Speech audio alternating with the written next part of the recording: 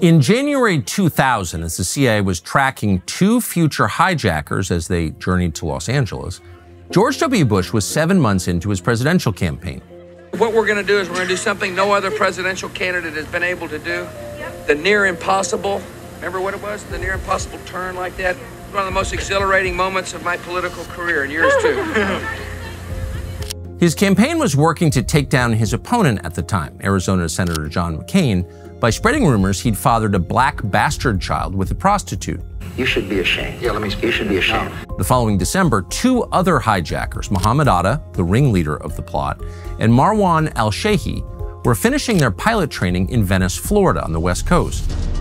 In Washington, the Supreme Court ruled that George W. Bush had won the 2000 election. John McCain wanted to get political revenge.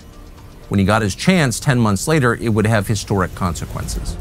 The official story of what happened on 9/11 comes from a single report, the 9/11 final report of the National Commission. In the 2 decades since it was released, it has become the basis for all media coverage of terror attacks that day. What the media never mentioned is that the commission itself was a farce. It was intentionally underfunded, it was poorly structured, it was from top to bottom corrupt. 2 years after the report was released, the commission's own chairman admitted it was set up to fail. Americans have many questions tonight. Americans are asking, who attacked our country? Beginning in the first hours after the attacks on the World Trade Center and the Pentagon, the Bush administration began leveraging the tragedy to launch their next project, a so-called global war on terror. The evidence we have gathered all points to a collection of loosely affiliated terrorist organizations known as Al-Qaeda. In a normal country, its leaders would insist on an answer to the simple question: how did a terror network closely monitored by the United States intelligence agencies, including a unit dedicated to following them at CIA headquarters in Langley, how did a group like that manage to pull off the 9/11 attacks in broad daylight? That's the question. But this is not a normal country, and it was never answered. In fact, the Bush administration ferociously opposed any attempt to look carefully at what happened that day. And that presents a bigger question. Why? What did they have to hide? My name is Kristen Breitweiser. My husband Ron was killed on September 11th. Breitweiser is one of 4 9/11 widows who became famous at the time as the, quote, Jersey Girls. They were some of the only people in public life in the United States who wouldn't let it go. They didn't believe the official 9/11 story, and they often said so. They were all over the media for several years, determined to identify government officials who may have been complicit in the tragedy. In the end, they were ignored. We were looking at a Bush administration that really was not interested in looking backwards. There was a push to immediately go to war. There was an invasion into Afghanistan, and then there was the queue up for the war in Iraq. I can hear you. The rest of the world hears you. And the people who knocked these buildings down will hear all of us soon.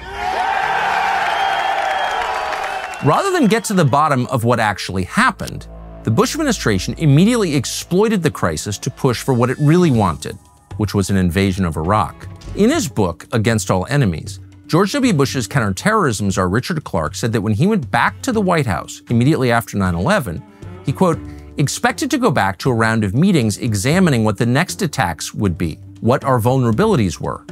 Instead, he realized with what he called almost sharp physical pain that Rumsfeld and Wolfowitz were going to take advantage of the tragedy to promote their agenda about Iraq. And that's exactly what they did. On the afternoon of September 11th, Rumsfeld said his instinct was to hit Saddam Hussein at the same time, not only bin Laden. The day after the attack, Bush asked Clarke to see if Saddam did this, see if he's involved in any way. And while meeting with the president on September 15th at Camp David, Wolfowitz argued that Iraq was ultimately the source of the terrorist problem and should therefore be attacked.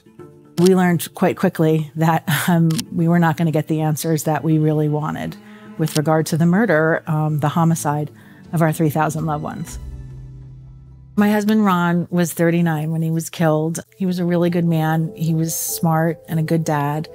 And he had called me on the morning of September 11th I was rushing out the door to take my daughter to speech therapy, and I had no idea what was going on. I didn't have the television on, and he was like, "Sweets, it's me, I'm okay." And I had no idea. I'm like, "What? Okay, I'm glad you're okay." And he was like, "No." He's like, "Put the television on." And he's like, "It's not my building. I knew you would be worried. It's not my building." And I put the television on, and I was still on the phone with him, and I was like, "Oh my God, like, what is that?" And he was like, "There's an explosion in the building next to me, but it's not my building. I'm safe. I'm fine." And I was like, "It's really bad. It looks bad." And he was like, "That's why I called. Don't worry. It's not my building." And he's like, and then his voice cracked, and he was like, "Sweets," he's like, "People are falling out the windows." I'm like, "Just, what are you going to do?" And he's like, "Well, I'm going to go down to the trading floor and see if I can find a television to see what's going on. We don't know anything." He's like, "But I didn't want you to worry. I love you." He's like, "I'll call you back." And, that was the last I spoke to him. And, like 3 minutes after we got off the phone, I still had the TV on, and I saw his building explode right where he was. And I wish I told him to run. I wish I told him to get out. I wish I told him, it's not safe, something's wrong, get out. But I didn't. I think, feeling that way, feeling like, why didn't I know? Why didn't I have a woman's instinct to be like, get out, made me want to fight for the commission and for everything else, because I felt like the American public deserves to know. The Bush administration, which at the time was enjoying a historic 90% approval rating, was pushing a very clear storyline. They told the country that Osama bin Laden had simply caught American authorities off guard. There was no silver bullet that could have prevented the 9/11 attacks. That was a lie. And by May of 2002, more than 2/3 of Americans understood that it was a lie. They wanted an investigation into the so-called intelligence failures that led to the attack. The initial effort to investigate 9/11 was a joint congressional commission led by Senator Bob Graham, a Democrat of Florida, and Congressman Porter Goss, a former CIA officer who would later become the agency's director, appointed by Bush. These public hearings are part of our search for truth. Cheney did not want anyone looking into his failures that day, the administration's failures, and more than anything, I think he and the political strategist Karl Rove were very focused on the president's reputation, on ensuring that he would get reelected. The lengths that the Bush administration went to kill the investigation into 9/11 are shocking. In the winter of 2002, Dick Cheney called the then Senate Majority Leader Tom Daschle of South Dakota and made a threat. The Veep told Daschle the leaders of the war on terror would be too busy to get bogged down in preparing for and testifying in front of the committees. The strong implication of this, if you insist, we'll say you're interfering with the war effort. The committee moved forward anyway. On June 19, 2002, they discovered that the NSA had intercepted messages from al-Qaeda operatives from the day before the attacks, saying, quote, "The match begins tomorrow," and "Tomorrow is 0 day." It couldn't have been clearer. Someone on the committee leaked those messages to the news media. CNN broadcast them. And in retaliation for this, for telling the truth, the Bush administration sicked the FBI, then run by Robert Mueller, on the committee. The FBI, really came down hard on the joint inquiry. They polygraphed, they interviewed, they made all kinds of threats. And so, when the FBI comes after you, it's kind of scary because you're looking at not only, potentially losing your position in Congress, but also imprisonment. It was pure intimidation. And so it had a very chilling effect, in my opinion, on the progress of the inquiry and their investigation. In the end, Congress did make some interesting discoveries, most of which were redacted in the final report. The Jersey Girls continued to push for the truth. They were furious. They demanded an independent commission. George W. Bush's political enemies agreed. John McCain's revenge was an independent commission that would explore the truth about what happened on 9/11. This legislation that calls for a blue ribbon commission to examine the facts surrounding September 11th. On November 27, 2002, President Bush, fearing major political blowback if he vetoed the commission, signed the bill into law. But he managed to neuter the commission in the process. His allies in Congress gave the commission weak subpoena power and limited them to a strict 18-month timeline. They appropriated for the entire investigation just $3 million. By Washington standards, it was nothing. By comparison, Congress gave 13 times more funding to investigate the Monica Lewinsky scandal. It appropriated 11 times more funding for Robert Mueller's investigation into Russiagate. The administration and the Congress simply didn't want the public to know what happened on 9/11. But that wasn't the only thing they did to subvert the truth. The White House, one of the ways that they controlled the commission was they were going to choose the chairman. Their first choice was Henry Kissinger. Today, I'm pleased to announce my choice for commission chairman, Dr. Henry Kissinger.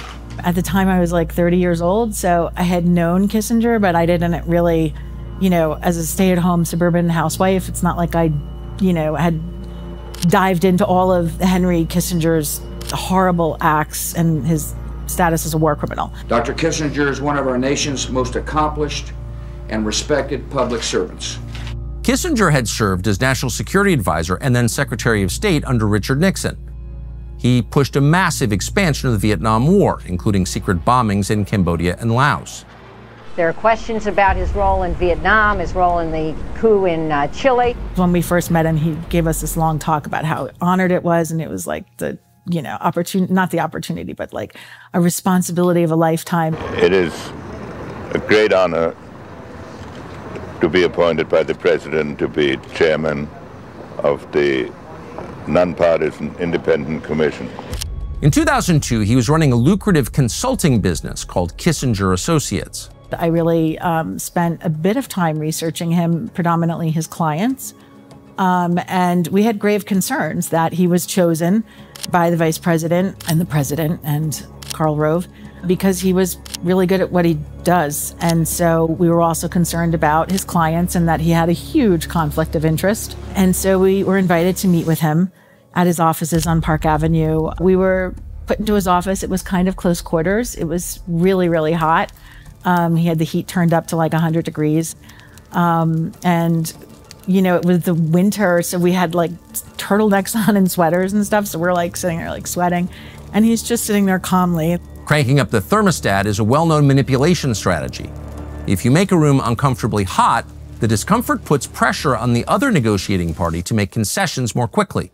So at one point, after we got through the niceties, one of the widows had asked him who his clients were. Do you represent any Saudi royals? Do you represent anyone in the bin Laden family?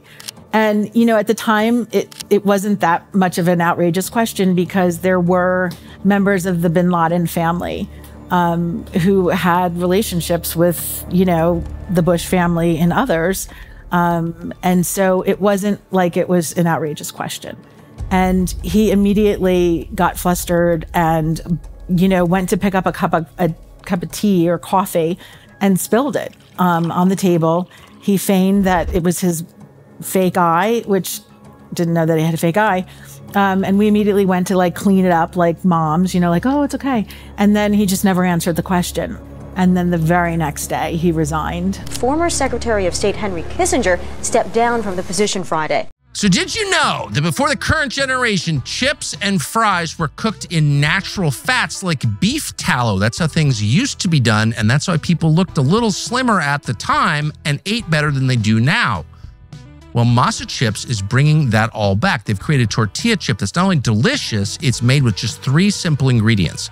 A, organic corn. B, sea salt. C, 100% grass-fed beef tallow. That's all that's in it. These are not your average chips. Masa Chips are crunchier, more flavorful, even sturdier. They don't break in your guacamole. And because of the quality ingredients, they are way more filling and nourishing, so you don't have to eat 4 bags of them. You can eat just a single bag, as I do. It's a totally different experience. It's light, it's clean, it's genuinely satisfying. I have a garage full, and I can tell you they're great. The lime flavor is particularly good. We have a hard time putting those down.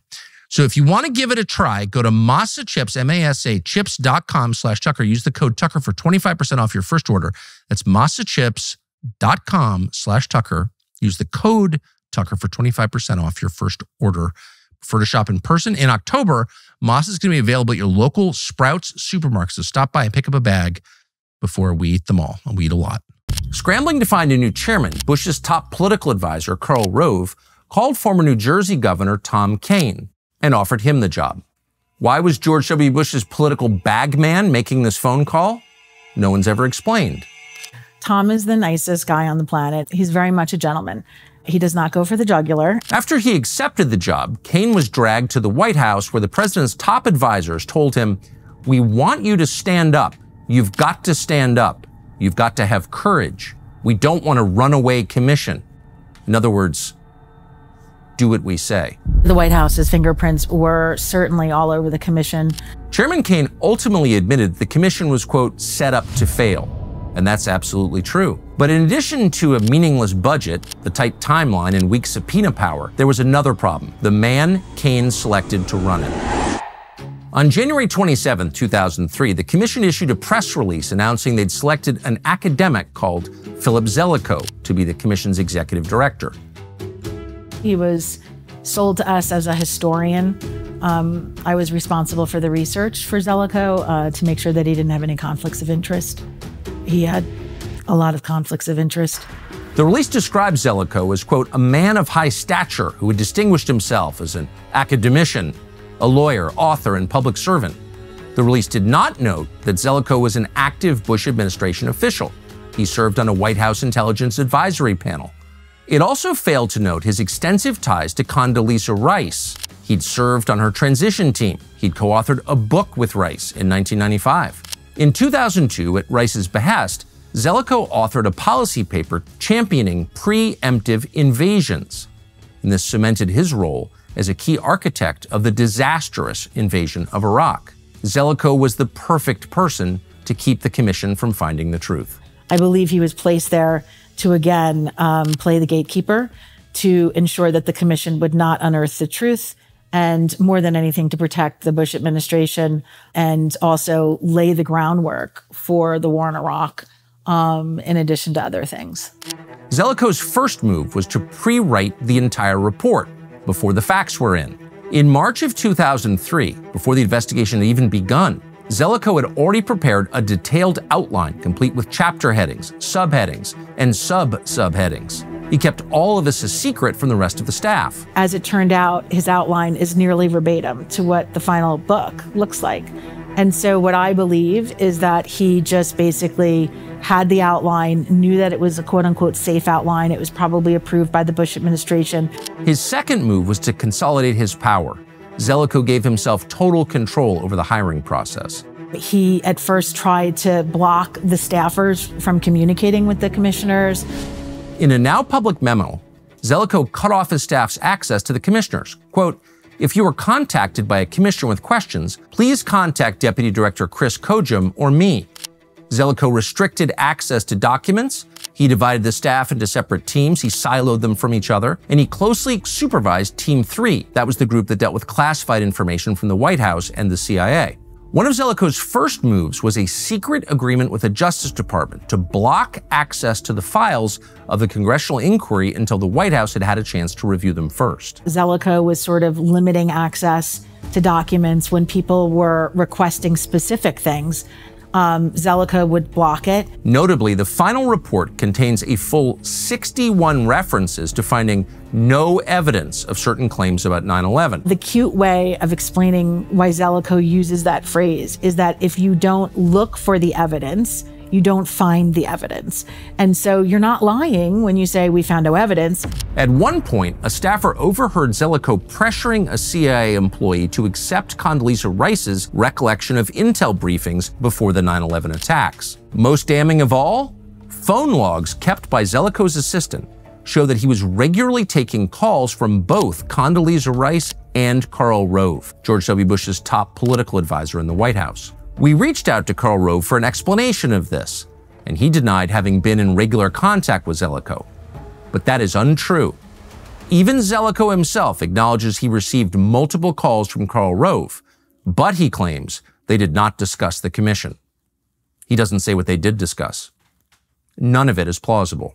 It wasn't even like he was on the National Security Council. He didn't really have any information that would be helpful to the commission. Why is the commission's staff director having communications with the White House's political strategist? From the outset, the commission started to advance the interests of Bush's neocon foreign policy agenda. When Team 3, the counterterrorism group, submitted their draft to Zelikow, he inserted sentences that tried to link al-Qaeda to Iraq to suggest the terrorist network had repeatedly communicated with the government of Saddam Hussein in the years before 9/11, and that bin Laden had seriously weighed moving to Iraq. In the end, those sentences were removed after staffers alerted the commissioners. But the commissioners did not prevent Zelikow from stacking public hearings with discredited neocons who towed the White House line about Iraq's connections to al-Qaeda, none of which were real. The first outside expert to testify to the commission was the Hoover Institute's Abraham Sofar. His written remarks to the commission include 8 references to Iraq and 5 references to Saddam Hussein. Keep in mind, this was a hearing on 9/11, which had nothing to do with Saddam Hussein or Iraq. Sofar spent most of his time at the public hearing talking about the need for preemptive invasions. The need for preemptive actions stems ultimately from the conditions of modern life. At the third hearing, Zelikow produced a florid and widely discredited neocon called Lori Milroy from the American Enterprise Institute. She appeared as a witness. There is substantial reason to believe that these masterminds are Iraqi intelligence agents. By April of 2004, former Senator Bob Kerrey of Nebraska, a Democrat, confronted Rice about Zelikow's ties to the administration. Let me just ask you directly, and you can just give me keep it relatively short, but I wanted to get it on the record. Since he was an expert on terrorism, did you ask Philip Zelikow any questions about terrorism during transition, since he was the second person carded in the National Security Office and had considerable expertise? Philip and I had numerous conversations about the issues that we were facing. Philip was, in fact, as you know, had worked in the campaign and helped with the transition plan. So yes. Yes, you did talk to him about terrorism? We talked, Philip and I, over a period of, we had worked closely together as academics. Just during the transition, did you instruct him to do anything on terrorism?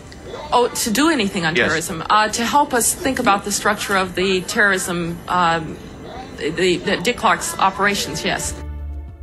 Incredibly, the man in charge of the official story of 9/11, Philip Zelikow, was the Bush administration advisor who decided to demote the White House's counterterrorism czar Dick Clark in the months before 9/11. Yet somehow these details, central though they are, were left out of the commission's final report. The 9/11 Commission report was a cover-up from beginning to end. That is true. And that's the most important starting point for those seeking to understand what actually happened on September 11th.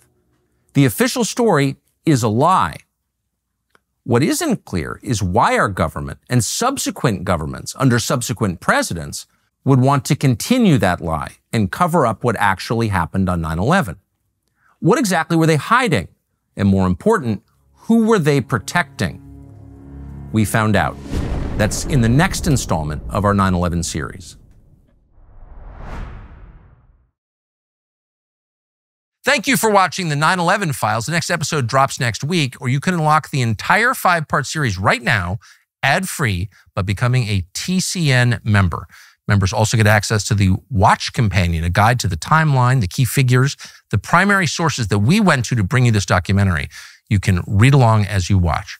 Join us today at tuckercarlson.com for the whole series all at once to support our investigative work. We couldn't do any of this without our members. We're grateful for you, so thanks.